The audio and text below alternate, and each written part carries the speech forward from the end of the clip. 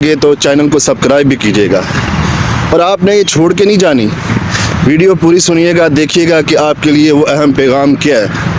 آپ سمجھے کہ شاید ایسے ہی ویڈیو بن گئی یا ایسے ہی بات کر دی، نہیں۔ اللہ تعالیٰ کے نا ایک پیغمبر گزرے دنیا میں جن کا نام حضرت سلیمان علیہ السلام ہے، اور یہ ایسے پیغمبر تھے کہ جنہیں اللہ رب العزت نے دنیا میں وہ بادشاہت نصیب کی کہ کوئی کسی پیغمبر رسول کو وہ بادشاہت نہیں دی گئی۔